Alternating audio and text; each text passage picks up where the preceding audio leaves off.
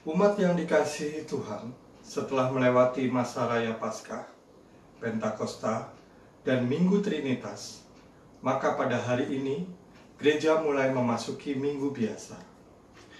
Pada minggu-minggu biasa, kita akan diajak untuk menghayati indahnya penyertaan Allah dan panggilan untuk menjadi utusannya di dalam kehidupan kita sehari-hari. Tema ibadah kita pada hari ini adalah diutus menghadirkan tanda kerajaan Allah. Melalui tema ini, kita akan memahami kembali makna menjadi murid-murid Kristus yang dipanggil untuk menghadirkan belas kasih, solidaritas, dan damai sejahtera di tengah dunia. Saat ini, marilah kita berhimpun, menghadap Allah, dan bernyanyi dengan penuh rasa syukur.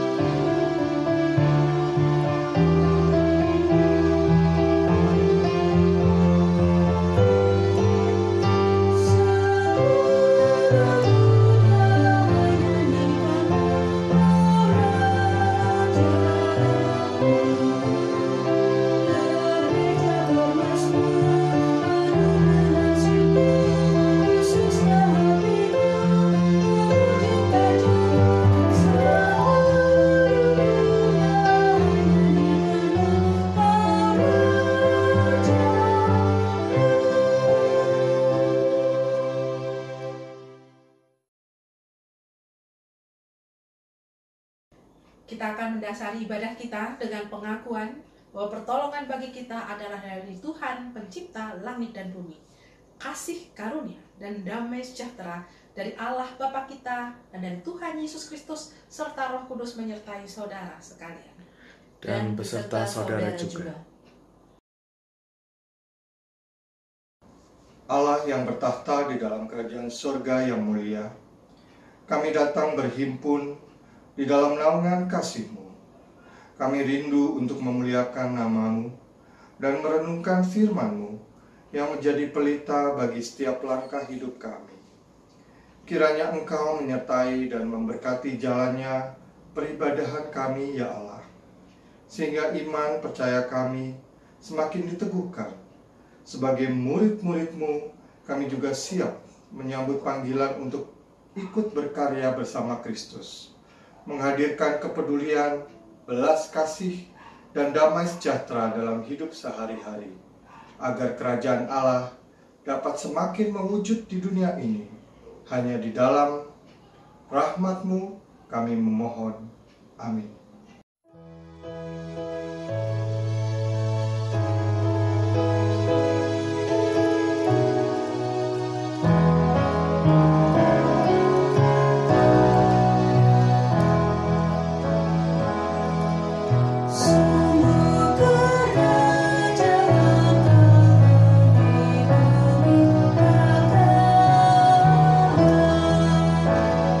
Yesus,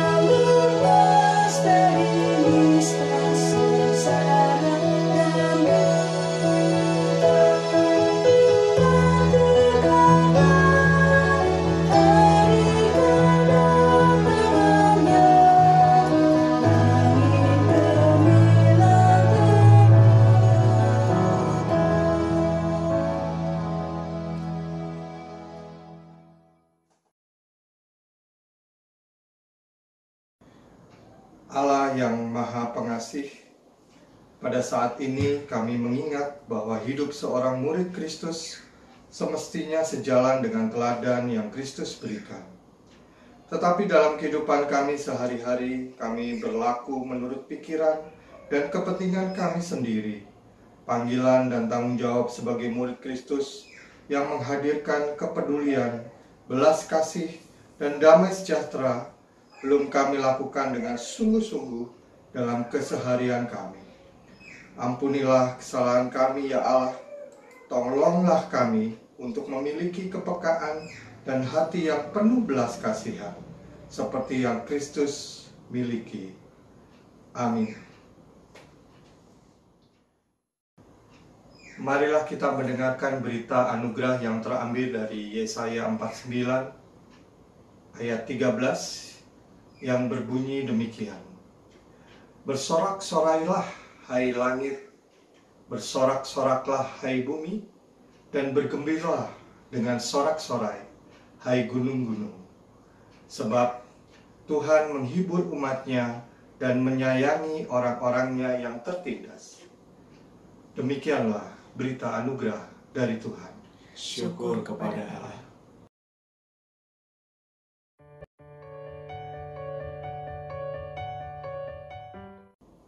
Sebelum mendengarkan firman Tuhan, bersama-sama kita akan mohon dukungan Tuhan di dalam doa. Mari kita berdoa. Kami mengucap syukur ya Bapa, untuk sejenak boleh berada di hadirat Tuhan pada minggu pagi ini. Biarlah perkenan-Mu boleh memampukan kami untuk mendengar suara-Mu melalui hati kami, dan perkenankanlah Roh Kudus-Mu menolong, menopang, dan mengingatkan kami. Berbicaralah bagi kami ya Bapa, karena kami siap untuk mendengarkan. Amin.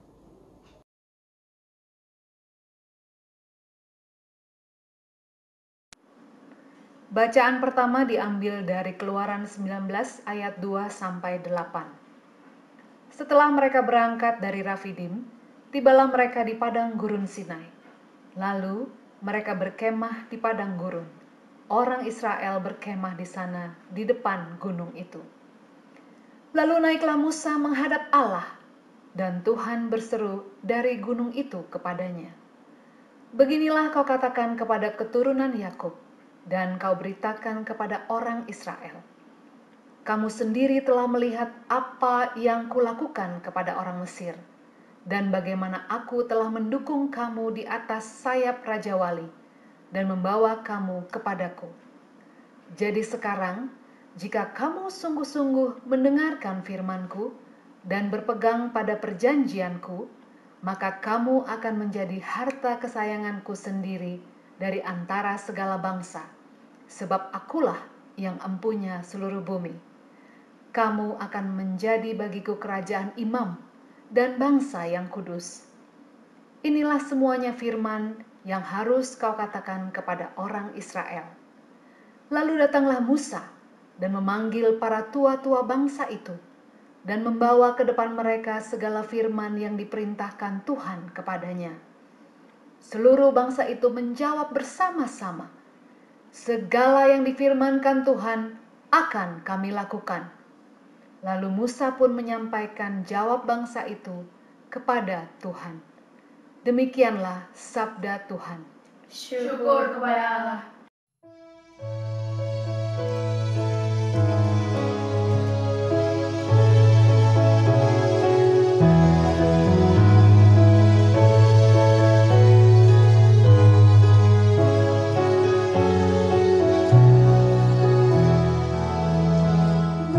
Segala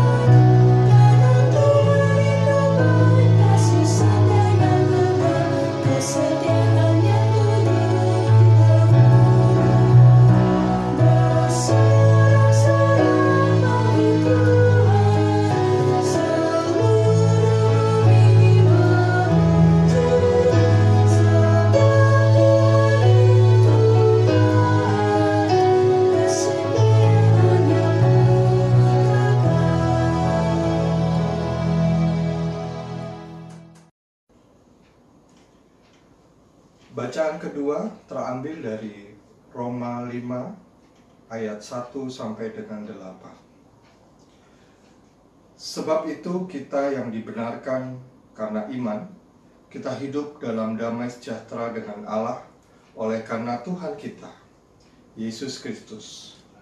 Oleh Dia kita juga beroleh jalan masuk oleh iman kepada kasih karunia ini. Di dalam kasih karunia ini kita berdiri dan kita bermegah dalam pengharapan akan menerima kemuliaan Allah. Dan bukan hanya itu saja, kita malah bermegah juga dalam kesengsaraan kita. Karena kita tahu bahwa kesengsaraan itu menimbulkan ketekunan. Dan ketekunan menimbulkan tahan uji, dan tahan uji menimbulkan pengharapan. Dan pengharapan tidak mengecewakan, karena kasih Allah telah dicurahkan di dalam hati kita oleh Roh Kudus yang telah dikaruniakan kepada kita. Karena waktu kita masih lemah, Kristus telah mati untuk kita orang-orang durhaka pada waktu yang ditentukan oleh Allah. Sebab tidak mudah seorang mau mati untuk orang yang benar, tetapi mungkin orang yang baik, ada orang yang berani mati. Akan tetapi Allah menunjukkan kasih-Nya kepada kita oleh karena Kristus telah mati untuk kita ketika kita masih berdosa. Demikian sabda Tuhan. Syukur kepada Allah.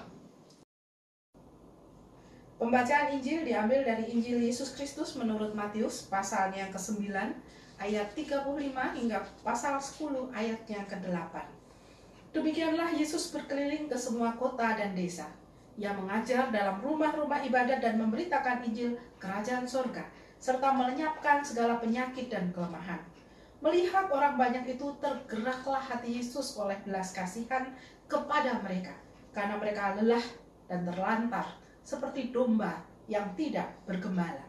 Maka katanya kepada murid-muridnya, tuaian memang banyak, tetapi pekerja sedikit. Karena itu mintalah kepada Tuhan yang mempunyai tuaian, supaya ia mengirimkan pekerja-pekerja untuk tuaian itu. Yesus memanggil ke-12 muridnya dan memberi kuasa kepada mereka untuk mengusir roh-roh jahat dan untuk melenyapkan segala penyakit dan segala kelemahan. Inilah nama ke-12 rasul itu. Pertama, Simon yang disebut Petrus dan Andreas saudaranya, dan Yakobus anak Zebedeus dan Yohanes saudaranya, Filipus dan Bartolomeus, Thomas dan Matius pemungut cukai, Yakobus anak Alfeus dan Tadeus, Simon orang Selot dan Yudas Iskariot yang mengkhianati dia. Ke-12 murid itu diutus oleh Yesus dan ia berpesan kepada mereka, janganlah kamu menyimpang ke jalan bangsa lain atau masuk ke dalam kota orang Samaria, melainkan pergilah kepada domba-domba yang hilang dari umat Israel. Pergilah dan beritakanlah, kerajaan sorga sudah dekat. Sembuhkanlah orang sakit, bangkitkanlah orang mati, tahirkanlah orang kusta, usirlah setan-setan. Kamu telah memperolehnya dengan cuma-cuma, karena itu berikanlah pula dengan cuma-cuma. Demikianlah Injil Yesus Kristus. Yang berbahagia ialah mereka yang mendengarkan firman Allah dan yang memeliharanya. Haleluya.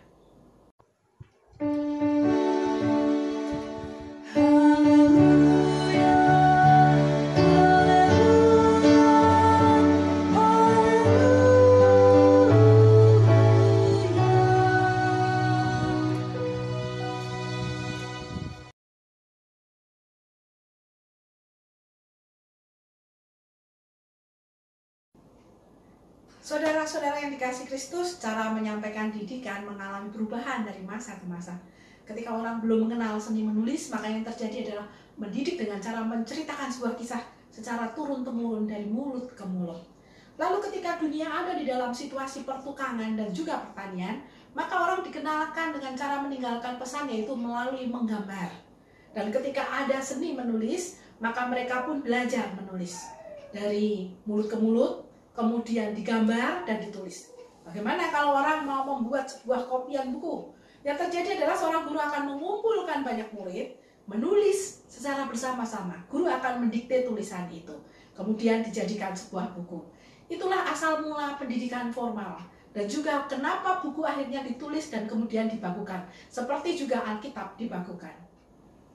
Sejak pertengahan Maret hingga kini orang diperkenalkan pada infrastruktur langit, di mana pendidikan menggunakan tol langit, bahasanya seperti itu. Nah, anak-anak tidak bersekolah seperti biasanya duduk di kelas, namun dia mengerjakan tugas di rumah dipandu dari jarak jauh oleh guru melalui layar televisi ataupun layar komputer mereka, dibantu atau didampingi oleh orang tuanya. Langit menjadi berita utama akhir-akhir ini. Demikian juga ketika wisuda. Ketika ada lulusan, maka yang terjadi adalah upacara dilakukan jarak jauh juga. Seorang murid didampingi oleh orang tuanya, kemudian mereka dipandu melalui upacara wisuda jarak jauh. Inilah yang terjadi dalam kehidupan kita akhir-akhir ini. Bila bukan karena pandemi, kita tidak mungkin memiliki kebiasaan baru. Kita perlu untuk beradaptasi dan bersosialisasi lagi dengan situasi yang baru. Termasuk pelayanan di dalam gereja. Kesaksian, pelayanan yang terjadi di dalam gereja akhirnya juga berubah. Termasuk persekutuan. Mengapa? Karena inilah yang terjadi pada kita. Gereja pun menggunakan fasilitas langit. Kita diajak untuk memiliki budaya baru, beradaptasi pada situasi yang orang menyebutnya abnormal. Lalu bagaimana gereja melaksanakan tugas panggilannya untuk menghadirkan tanda kerajaan surga di tengah dunia pada saat ini? Injil Matius pasal 9 ayat 35 hingga pasal 10 ayat 8 menuntun kita untuk meneladani sikap yang Yesus lakukan di tengah dunia pada saat itu. Yang Yesus lakukan pertama-tama adalah Yesus mengajar dengan berkeliling ke semua kota dan desa, juga dalam rumah ibadat. Yesus melenyapkan segala penyakit dan kelemahan. Kondisi umat pada saat itu bagaikan domba tanpa gembala, membutuhkan gembala Tuhan yang banyak. Tuhan di sini digambarkan sebagai yang empunya tuayan. Umat digambarkan sebagai tuayan, gembala Tuhan digambarkan sebagai pekerja-pekerja Tuhan. Tuhan bersedia bekerja sama dengan manusia untuk menjadi pekerjanya. Yesus memanggil pekerja dan bukan sekedar memanggil. Ia juga memperlengkapi dengan kuasa Tuhan untuk mengusir roh-roh jahat dan melenyapkan segala penyakit dan kelemahan. Dan saat itulah Yesus juga meminta 12 murid yang dipilihnya sendiri untuk fokus pada domba-domba yang hilang dari umat Israel. Mari kita lihat penekanan yang Yesus lakukan. Apakah yang menjadi tugas pekerja? Yaitu memberitakan kerajaan surga sudah dekat. Tanda-tandanya adalah dengan melakukan penyembuhan orang sakit, dengan membangkitkan orang mati, mentahirkan orang kusta, dan juga mengusir setan-setan. Dan Tuhan Yesus memberikan penekanan pada perlengkapan kuasa itu diberikan secara gratis. Karena itu kuasa yang dilakukan pun diberikan secara gratis. Yesus di sini melakukan praksis. Dia tidak hanya menyampaikan firman Tuhan saja, dia tidak hanya mengajarkan firman Tuhan saja, tapi juga Yesus mempraktekannya langsung. Itulah yang Tuhan mau kita lakukan untuk dunia ini. Sebagai umat Tuhan, kita pun diminta untuk melakukan ataupun melayani dengan meladani karya Kristus, yaitu melakukan praksis, yaitu memberitakan firman, memahami firman, serta mempraktekkan secara langsung.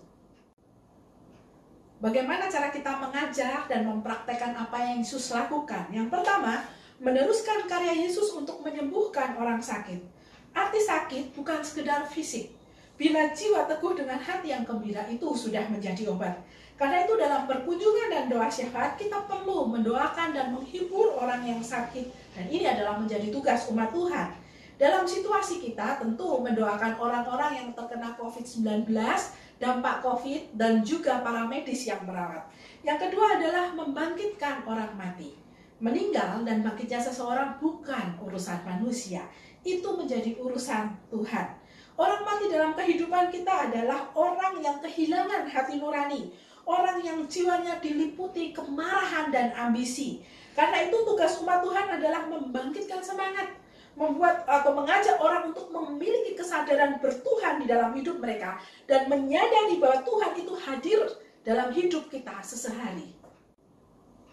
Yang ketiga adalah mentahirkan orang kusta. Penyakit kusta pada saat ini sudah ada obatnya. Lalu mentahirkan dengan makna baru adalah ketika kita diminta untuk memampukan orang-orang yang terpinggirkan, yang tidak mendapat tempat agar dimanusiakan sehingga hidup layak. Ketika ada orang dengan ODP ataupun PDP, orang dalam pengawasan atau pasien dalam pengawasan. Mereka adalah sesama dan saudara kita. Karena itu ketika mereka berpulih, terimalah mereka. Atau ketika mereka meninggal, jangan pernah tolak. Karena itulah cara kita mentahirkan, yaitu memanusiakan mereka. Yang keempat adalah mengusir setan-setan. Dengan kondisi kita dapat bermakna, usirlah keegoisan diri atau mementingkan diri sendiri. Sehat saat ini adalah milik bersama. Karena itu, perhatikanlah standar kesehatan untuk mencegah diri dan orang lain terkena COVID-19 ini.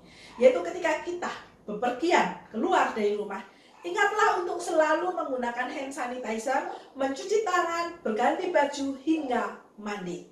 Yang terakhir, Tuhan meminta kita untuk melakukan semuanya itu dengan tulus tanpa pamrih. Karena kuasa yang ada pada kita adalah kuasa Yesus. Kita tidak boleh mencari untung atau melakukan kesombongan rohani dengan kuasa Tuhan yang ada pada kita. Jadi saudara, mari hadirkan tanda kerajaan sorga dengan mengerjakan tugas panggilan kita sebagai murid Yesus. Kiranya Tuhan Yesus memperlengkapi dengan kuasanya dalam menjadikan dunia ini dalam damai sejahtera. Tuhan menanti aksi-aksi nyata kita.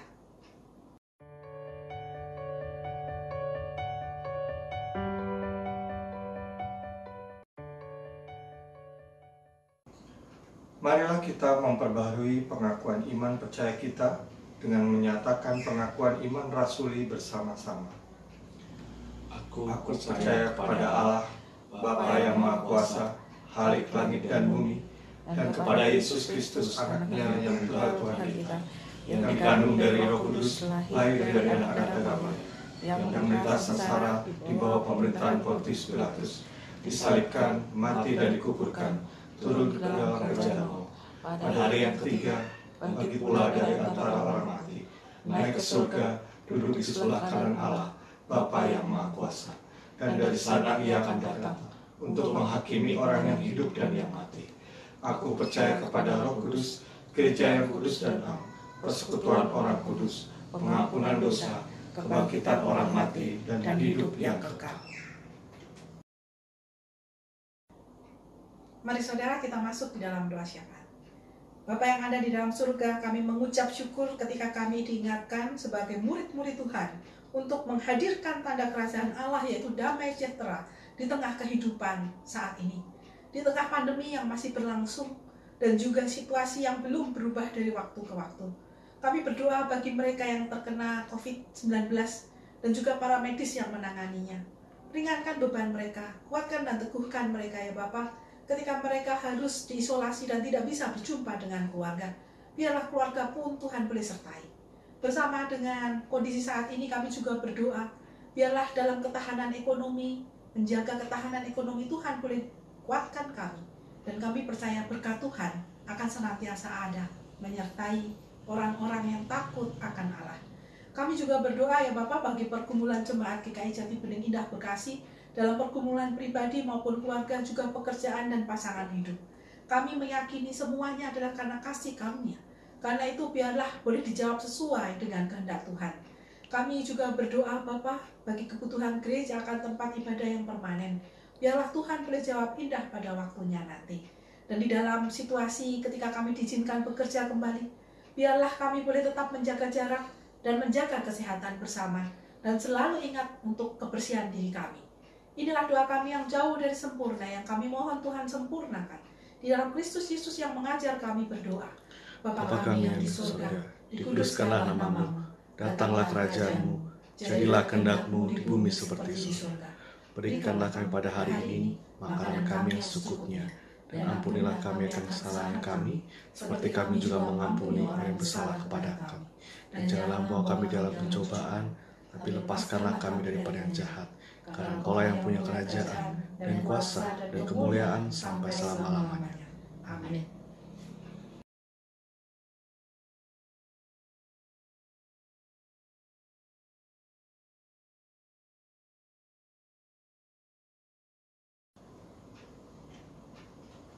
Marilah kita mengungkapkan rasa syukur kita kepada Tuhan melalui persembahan yang akan kita berikan kepadanya.